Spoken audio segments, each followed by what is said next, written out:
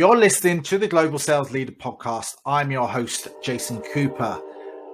This is the second part of the interview that I did with Catherine Brown.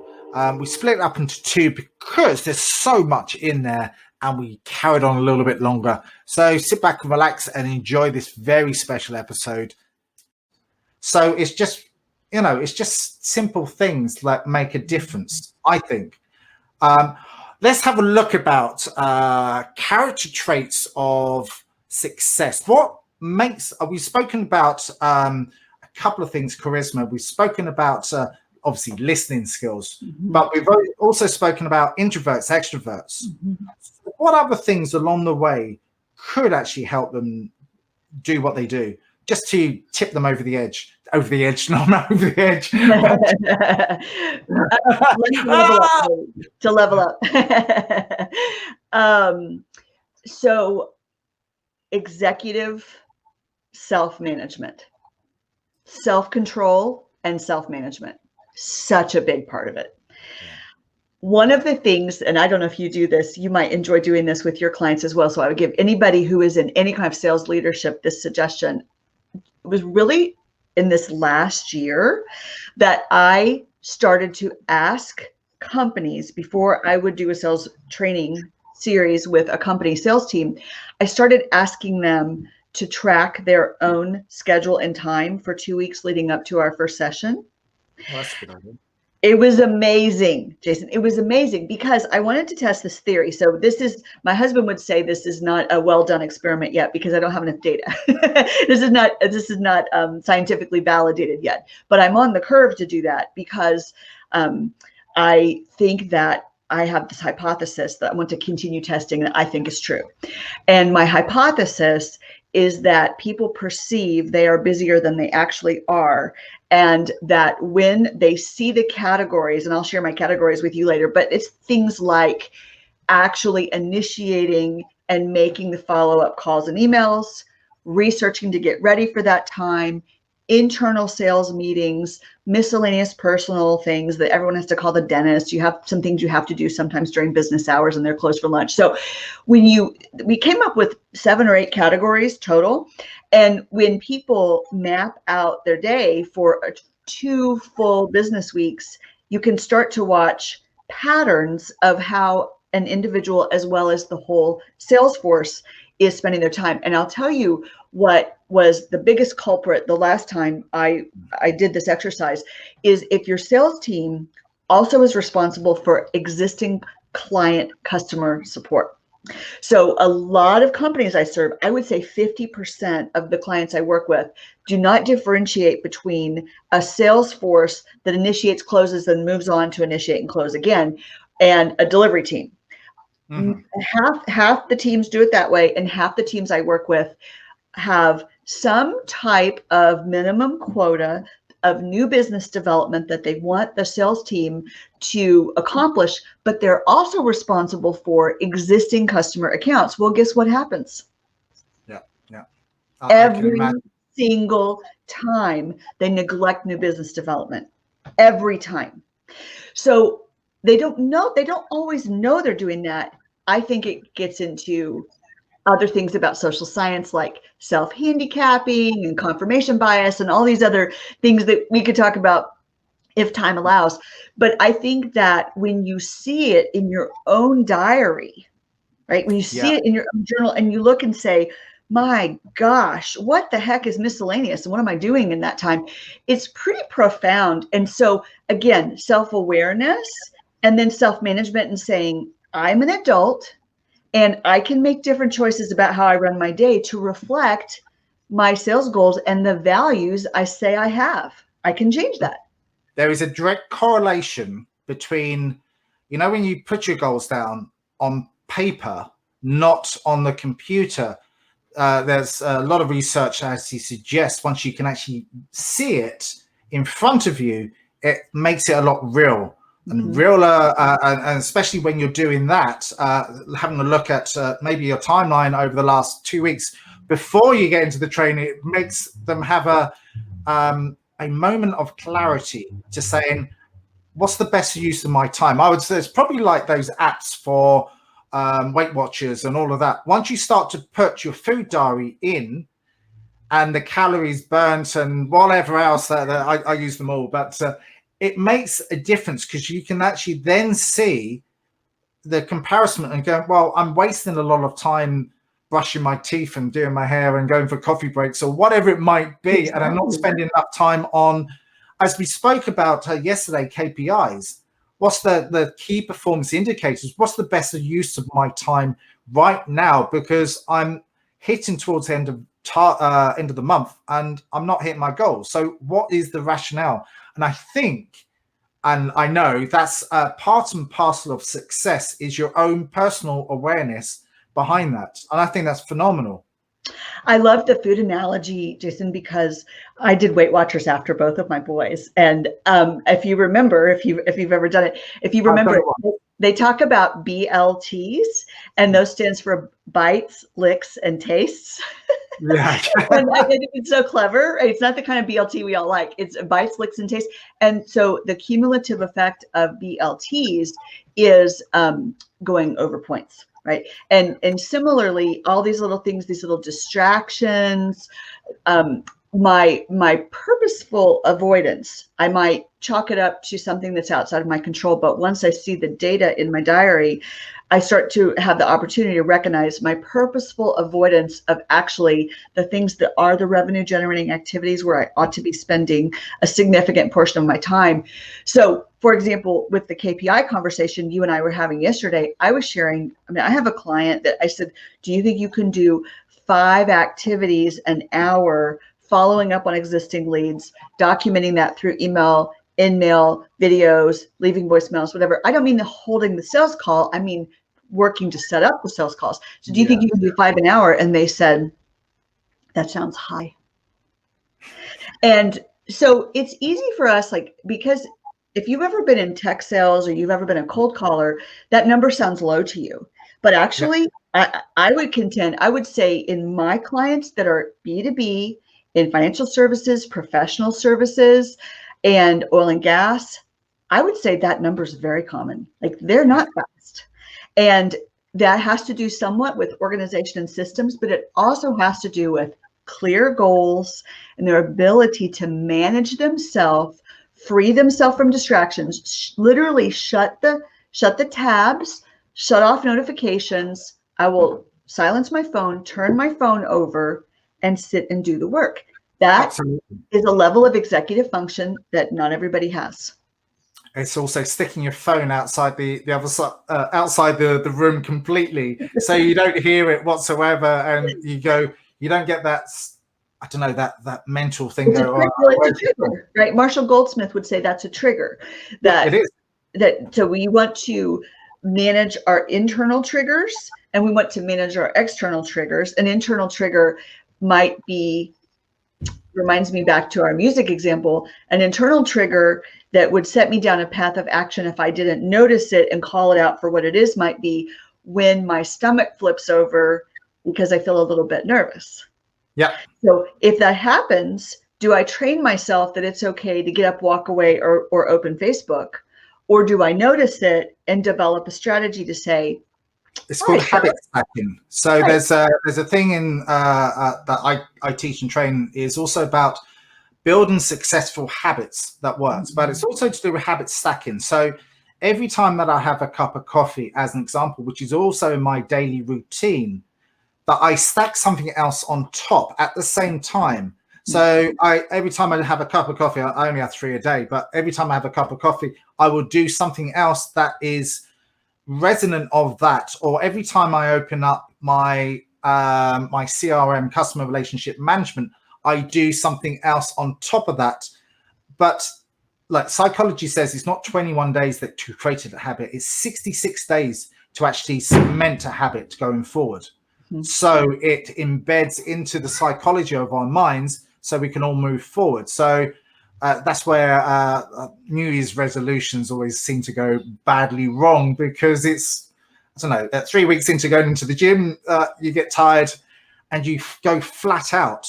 And we know James Clear and all of the other people that created habit books, it's the 1% that actually work. The question I was going to ask, and I'm going to flip it back. If you were interviewing you, Catherine, what sort of questions would you ask you? Oh, that is a wonderful question.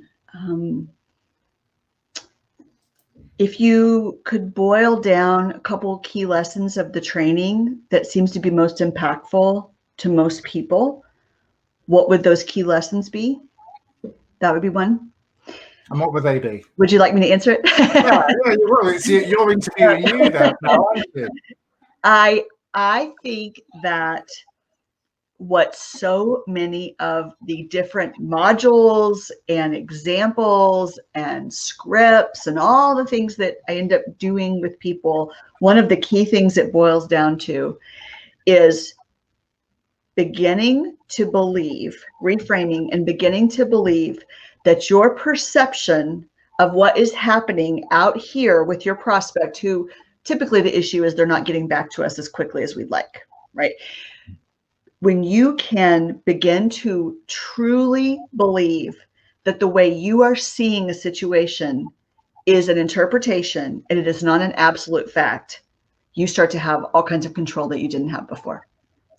And so that can be about the habits. That could be you teaching yourself, when I set up an activity in my CRM, I do it. That could be about the affirmations that you practice. That could be about the company you keep and high-performing people who have a lot of self-control. All of those things matter around that. But one of the key lessons that I have seen make a difference in the life of people I've worked with is something fundamentally shifts where they start to realize, I'm an interpreter. I am an imperfect interpreter. I take responsibility for the fact that I'm an imperfect interpreter. And I don't make it weird by starting to act based on information I do not have. That's it. What's the second question that you'd ask yourself? Because you was just about to go into the second question. What other question would you ask yourself when you're interviewing yourself? You do that all the time in your head. So what sort of things would you say to yourself as an interview? What can we do to help sales be considered a more noble profession so more people will do it? It's such a fall into, I found myself here sort of thing. It's not something that children, for the most part, unless you grow up in an entrepreneurial family or you are expected to inherit a family business, those are literally the only exceptions I've ever seen to this. Nobody says they're going to grow up and go into sales. And my research that I show in my book, How Good Humans Sell, is that even full-time business-to-business sales professionals, they rank the respectability of sales lower than many other professions. So I ask on a scale of 1 to 10, 1 being the least respectable and 10 being the most respectable, they get to independently rate a number of job titles.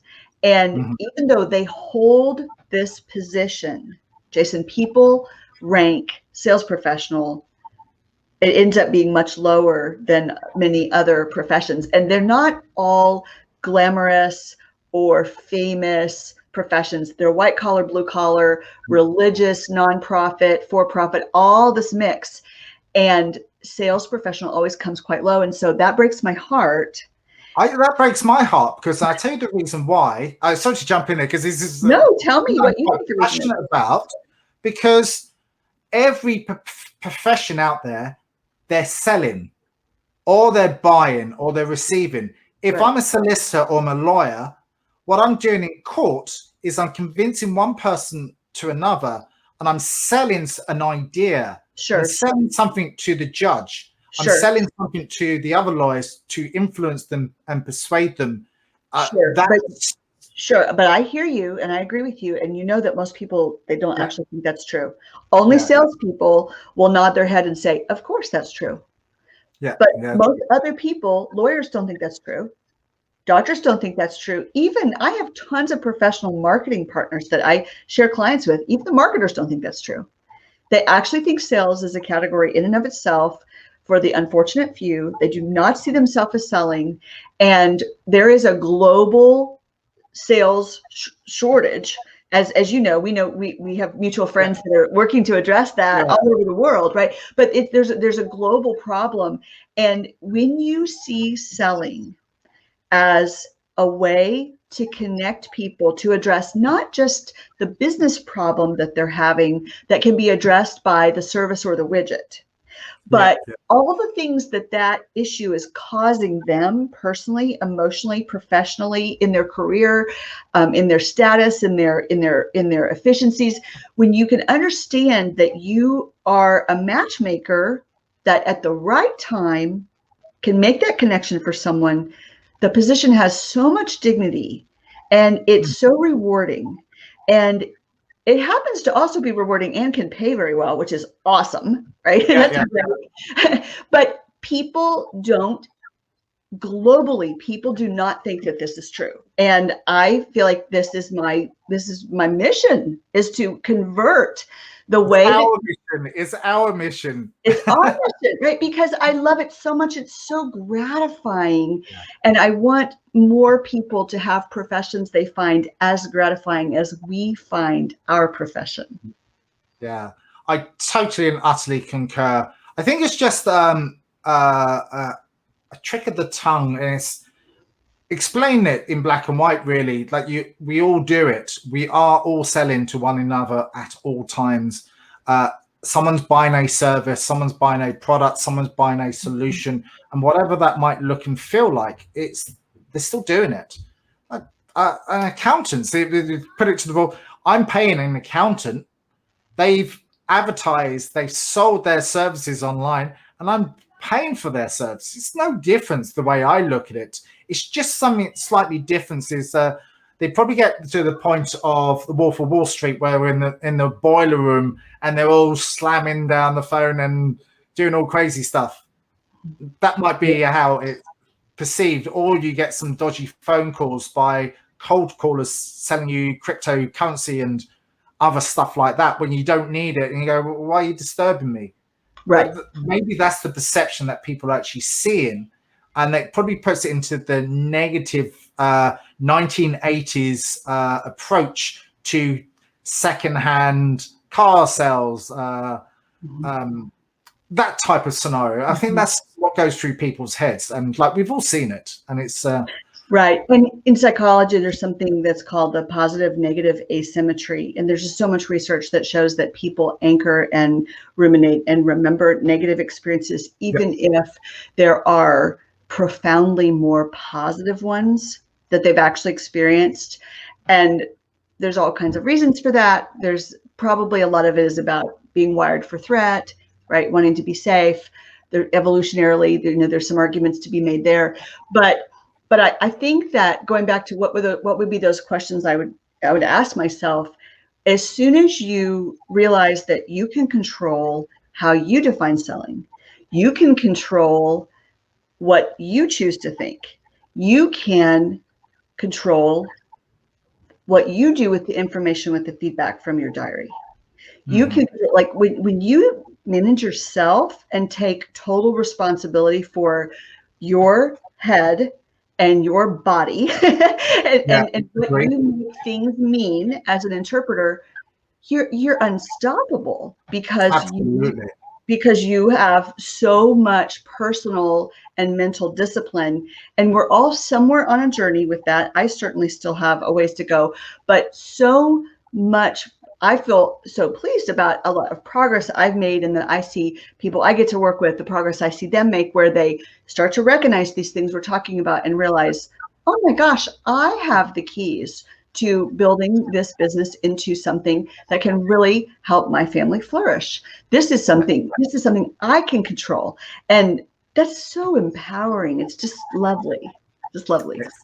Isn't it great once we get that little sparkle on people's eyes? I was chatting to someone on LinkedIn today. I just met them, and they said, what do you do? And this, that, and the other. And I said, I posed the question, what do you most love about training and coaching and even selling?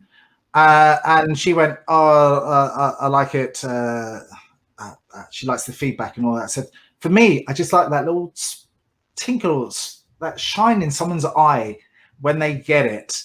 Or when you've sold them something and they love it, Oh, I know what it feels like for me. I just bought a new road bike, and I've been looking for ages. And I had that little twinkle in my eye when I was handing over the money. I was going, I see the value of this. It doesn't really matter how much it costs because I love it. And That's right. that's exactly the thing that we give. We get that feeling, and that feeling is huge. And it goes into that, and I just, you cannot explain it sometimes. And I think there's a direct correlation between the gut and the vagus nerve that goes straight into the brain. You know, when you get that gut feeling that something's right and we do our jobs really well, we trust that gut feeling to be true. And we go, yes, that's right. And that's the feeling that we need to give our clients to help them buy. That's very interesting. I really like that. Yeah, I think for me, the answer is seeing people realize that sales is a vehicle and a tool to all the things that they want, professionally and personally. Making that connection and having them embrace that and say, I'm so thankful for that, and not, oh God, I wish I could get there another way, right? Like to really say, oh, this is a success vehicle for me. Selling is a success vehicle. It's a tool in my life, and that I can get better and better and better at. And we're on a journey. We have a growth mindset. We always get better, but we always get better, and we can influence others to build the life they want, which is in all business, it's built through selling.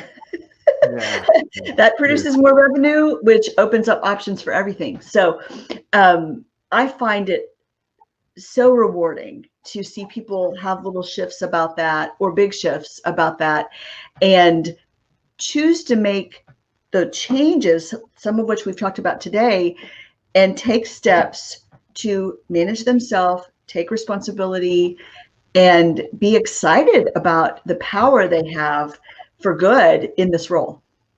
I think everything's got to be done with integrity, passion, perseverance, but it's also you've got to be a really good people person. But I always think, and the way I like to work with people, there's got to be a lot of that big T, trust, connection. I'm throwing out words here, but the way I like it is integrity all the way through.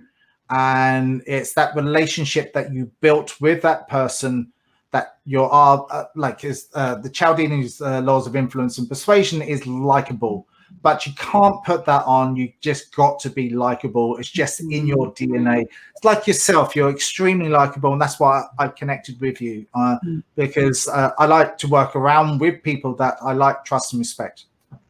Right. Me too. Thank you. Thank you. And isn't it amazing? Just a quick Clubhouse plug, not just for my room, but for the platform. What an amazing thing for someone to invent and come out with during a pandemic. Really?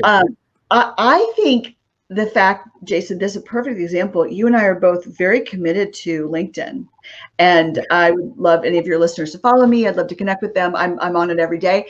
We were on parallel paths, and it was like two geometry lines we might have never intersected. Yeah. And we intersected in Clubhouse, and now, of course, we're in each other's LinkedIn feeds, and we visit all the time. But the world is big, and yet these tools enable us to find like-minded people where we can share this passion. We can be evangelists for the way people think about selling, and we can, help change hearts and minds about that. And that the tools that get us there are such a gift. When people ask me, oh, if you could go back to any day in history, or you could live in any other time, when would you live? And you're missing all my questions now. No, I'm only kidding. Oh my gosh, Jason, I would live right now. I mean, I don't want to go back. I would live right now. I think the things we have available to ourselves. What about you? I mean, what would you say? Look, I just live for now, and I trained myself to live for now. When I was younger, I used to live in the past a little bit too much, and maybe focusing too much on the future. But now I'm a lot more present and more comfortable. Like I practice doing mindfulness a fair bit because I like how I can visualize myself stepping into the future, but I've got to take action on it. But I love I'm always a bit of a geek. I love technology. I've always loved technology, and but then I get overwhelmed with going, I like too many shiny objects. Go, well, that's good. I like that. Then I never use them. But I love today. I live for today, and I love my life. And I think if you love your life, you're definitely there with passion and hitting your dreams on a day-to-day basis. That's the way I like to think of it. I think that's wonderful. So how can people find out more about you? Look, you run a B2B sales magic on Clubhouse, and I'm honored that you've given me part of the reins with Neil to do the leadership on a Wednesday. Talk about that, and then a bit about yourself and how can people find you, and a plug for your book as well, which is the How Good Humans Sell. Yes, of course I have a copy because it's my book, so I have How Good Humans Sell. Probably the very best place to connect with me is on LinkedIn. So there are a lot of Catherine Browns on LinkedIn. And so my last part of my signature on LinkedIn and the URL is actually Catherine Lee Brown. It's my maiden name, Lee Brown. So if you go to Catherine Lee Brown, that's me. You also can find me. I have a pretty well-organized website with some great downloadable materials and free sales training tools. And my corporate sales training company is called Extra Bold Sales, EXTRABOLD Sales.